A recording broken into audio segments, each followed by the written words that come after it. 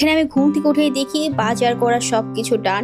রিঙ্গন সব বাজার করে নিয়ে আসছে। ওনাকে ভোরবেলা উঠে প্রপারলি ভাজার পর দেখতে যেমন হয়েছে, আমি মাছগুলো মাঝখান থেকে কেটে কেটে দিচ্ছি। ডান লবণ দিয়ে দিই আবার কতটুকু আবার কইতে আনছে ঠিক আছে চলেন। ডিমন কত টাকা হালি আনছো? 80 টাকা হালি। হ্যালো এভরিওয়ান, আসসালামু আলাইকুম। দ্বিতীয়বার বাংলাদেশের স্বাধীনতা অর্জনের পর এই প্রথম বের হওয়া হলো। পরিবেশ খুবই ভালোই ছিল। আমি খুবই ভোরবেলা বের হয়েছিলাম। তো আজকে আমার বাসা থেকে আমার সংসারে চলে আসছি। সংসারে ব্যাক করলাম আমার আরেকটা বাসায়।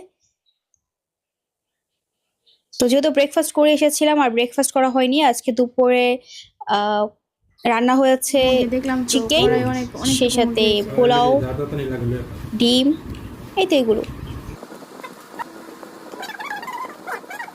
তো পরের দিনের ভিডিও হচ্ছে এইটা। 2-3 দিনের ভিডিও একসাথে করে দিন আজকে আপলোড করা হচ্ছে। তো পরের দিন আমার রুমটা একটু গুছাচ্ছিলাম, তো দেখতে পাচ্ছিলাম এই ফ্লাওয়ার গাছটাতে অনেক ধুলা জমে গিয়েছে। সো সেজন্য একটু ডাস্টটা ক্লিন করে দিচ্ছিলাম, ধুলা জমে গিয়েছিল দেখে। আর সম্পূর্ণ এই গাছটাই কিন্তু আমি মেক করেছি অনেক দিন আগে। বাট আমার অনেক পছন্দের।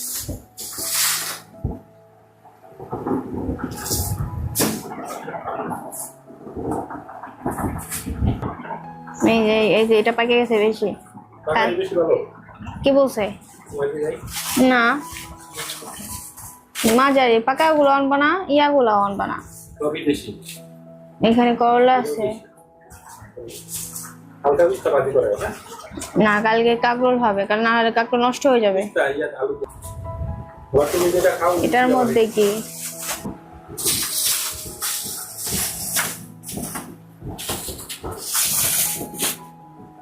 এ দেখি মোটা করা নাই, খালি এমনি দিয়ে রাখছে বেটায়।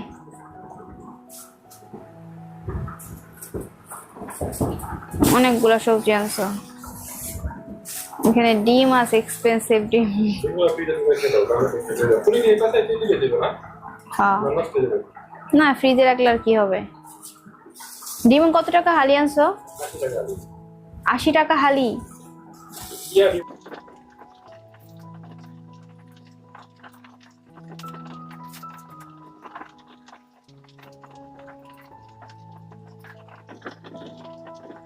হলো আজকের বাজার সওদা। এখানে আছে লেবু, দেশি কাগজি লেবু, যেগুলো স্মেল খুবই সুন্দর।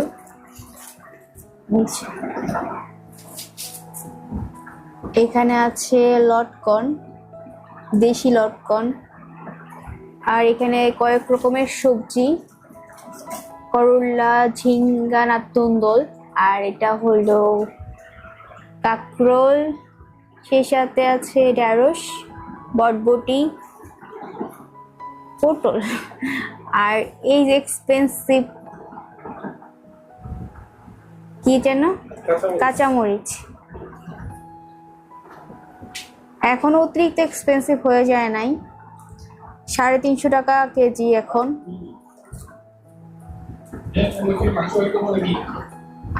তুমি খালে বার করো। 350 টাকা কেজি হচ্ছে এই কাঁচামরিচ। মাত্র শুরু হয়েছে দাম বাড়া, আর হচ্ছে কত বাড়বে আল্লাহই জানে।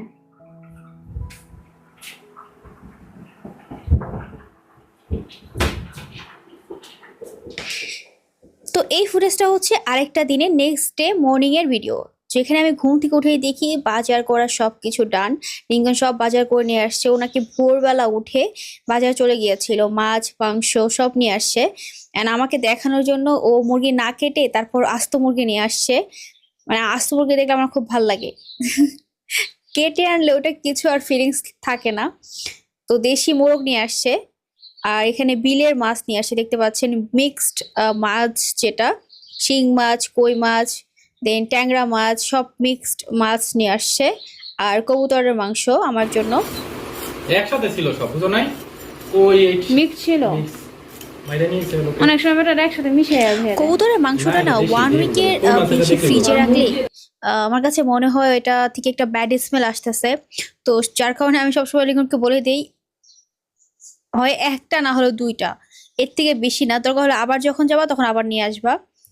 সবসময় কম কম আনতে বলি। মাছের ক্ষেত্রে একই রকম, 15 দিন কিংবা 20 দিন এর উপরে গেলেই মাছ থেকেও একটা কেমন মানে টেস্টটা নষ্ট হয়ে যায়। যে কোনো খাবারে বেশি দিন লং টাইম ফ্রিজে রাখলে, 1 মাসের মতো ফ্রিজে রাখলে ওটার টেস্ট আর ভালো লাগে না খেতে। তরতাজা জিনিস এনে রান্না করে খেলে না দেখবেন টেস্টটা কত মানে খুব মজা লাগে খেতে সেই খাবারটা। তো হেল্পিং হ্যান্ড তো এগুলো সব মাছ কেটে নিচ্ছিল। এর মধ্যে দেখি বৃষ্টিও শুরু হয়ে গিয়েছে, পাখিকে আমি বের করে দিয়েছিলাম বেলকনিতে।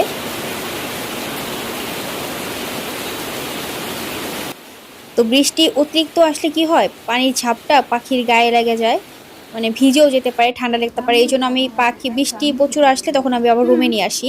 ওটা লবণ দিয়ে দিই আবার কতটুকু। ঠিক আছে চলেন,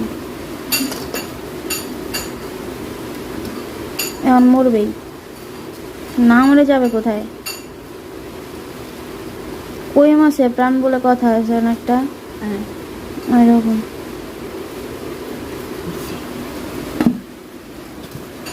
তো আমি তো বুঝতেছি না এটা শরীর বলবো বলবো না। কই মাছের প্রাণ একটা কথা আছে না? নাই কিছু, আর জান তো বাইর হয়ে গেছে, তাহলে নড়ে কিভাবে?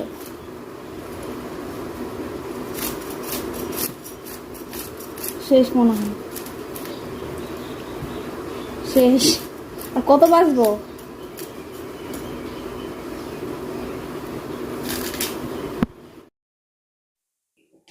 তো সবগুলো মাছ কাটা হয়ে গিয়েছে, বাট কই মাছগুলো এখনো মারা যায় নাই, যার কারণে খালা আবার এই বাটা মাছগুলো নিয়ে আসছে ফ্রিজ থেকে। উনি হচ্ছে এটা পরবর্তীতে কাটতে চেয়েছিল, বাট যেহেতু কই মাছগুলো মরে নাই তো সেজন্য হচ্ছে ওটার অপেক্ষায় আছে, আর এই বাটা মাছগুলো কেটে ফেলছে।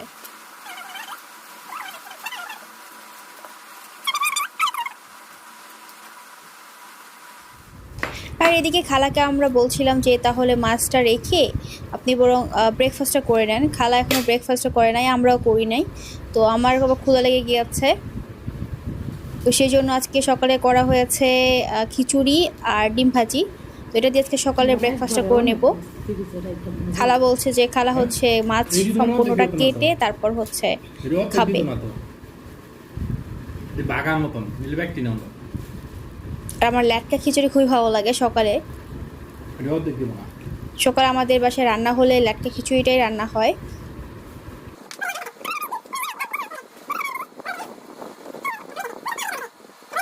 এই ডাবল ডোর কেনার পর থেকে একটা ঝামেলা যা শুরু হয়েছে, হঠাৎ করে দেখতে পাচ্ছিলাম যে -ডিগ্রিতে আছে বা ডিপ ফ্রিজে বরফ হচ্ছে না। তো এটা নিয়ে তো খুবই একটা ঝামেলার মধ্যে, যে বরফ হচ্ছে না কেন, সব জিনিস হয়তোবা নষ্ট হয়ে গিয়েছে যেগুলো ফ্রিজে আছে। যাই হোক, ওটার টেক কেয়ার করতে হবে, ডাক্তার দেখাতে হবে আই মিন। আর এদিকে আমার টাইপডটাও ভেঙে গিয়েছে, তাহলে বুঝেন কোনো ভিডিও করতে পারছি না। আর এক হাত দিয়ে কি ভিডিও করা যায়? আর বড় ট্রাইপড যেটা আছে ওটা মানে হ্যান্ডেল করা খুবই ঝামেলা, এত জায়গায় নিয়ে যাওয়া বা টানাটানি করা।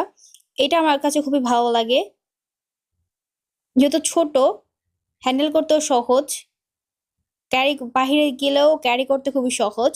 তো এটার ফাংশনটা আমার কাছে বেশ ভালো লাগে। আর এই টাইপটা বেনিফিট হচ্ছে এটা দুইভাবে ভিডিও করা যায়, লাম্বালাম্বি ভাবে ভিডিও করা যায়, যেটা আমরা ইউটিউবে শর্টস দিয়ে থাকি, অ্যান্ড নর্মাল ভিডিও করা যায়, দুইভাবেই করা যায়। ব্লুটুথ সিস্টেম, ব্লুটুথ তেমন একটা আমি কাজ করি না। তো এই হলো অবস্থা। এটার দাম নিয়েছে 270 টাকা। এর আগের বার যখন কিনেছিলাম তখন 300 টাকা অথবা 300 টাকার উপরে দিয়ে কেনা হয়েছে 1 বছর আগে। আর এবার 270 টাকা, বুঝলাম না এবার কম কেন। একসাথে দিয়ে দেবেন না সবগুলা?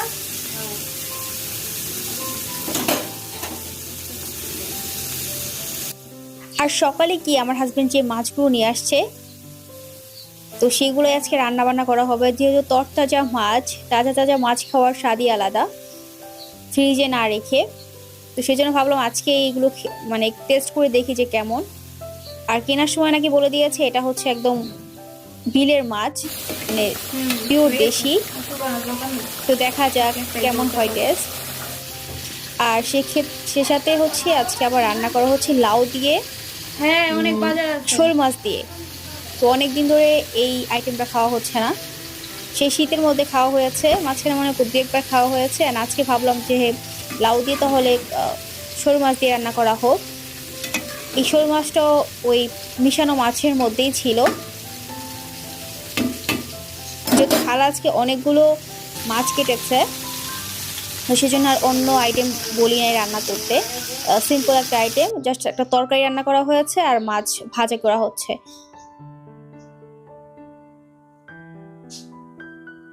আর এই যে হচ্ছে মাছে মানে প্রপারলি ভাজার পর দেখতে যেমন হয়েছে, আমি মাছগুলো মাঝখান থেকে কেটে কেটে দিচ্ছিলাম এই যে এভাবে এইভাবে করে, যাতে করে মশলাটা খুব প্রপারলি যায়। খালা করেছে কি মাছ কাটার সময় অল্প একটু করে দিয়েছে, বলে নাকি ভেঙে যাবে ভাজার সময়। আমি বললাম না, একটা মাছও ভাঙবে না, আমি যেভাবে কেটে দিচ্ছি। তো এই হলো অবস্থা। আমি দেখেছি যে মাছ এভাবে কেটে দিলে প্রপারলি মশলা গিয়ে একদম লবণ টবণ গিয়ে প্রপারলি খুব মজা মানে ভাজা হয় এবং মজাও লাগে খেতে। আর এই যে লাউ, স্বাদের লাউ এটা মনে হচ্ছে খেতে অনেক মজা হবে। অনেকদিন পরে হচ্ছে লাউ দিয়ে শোল মাছ দিয়ে খাচ্ছি তো। আর সেই সাথে ধনেপাতাও দেওয়া হয়েছে। আর লাউটা খুব ভালো ছিল। ভালো না হয়ে উপায় আছে, 150 টাকা নাকি একটা লাউ আনছে 150 টাকা দিয়ে, চিন্তা করা যায় মানুষ কি খাবে। একটা লাউ যদি হয় 150 টাকা, তাহলে কি আর খাওয়ার আছে মানুষের। তো আমি হচ্ছে একটু লাউ আর একটা মাছ ভাজি নিয়েছি, মচমচে মাছ ভাজি। তো মাশাল্লাহ, লাউটাও একদম সেই রকম হয়েছিল, দুর্দান্ত হয়েছিল। আর মাছ ভাজিটা অনেক মজা ছিল, টেস্ট খুবই ভালো ছিল। তো এই হলো আজকের video. Thanks for watching, bye bye, take care, আল্লাহ হাফিজ।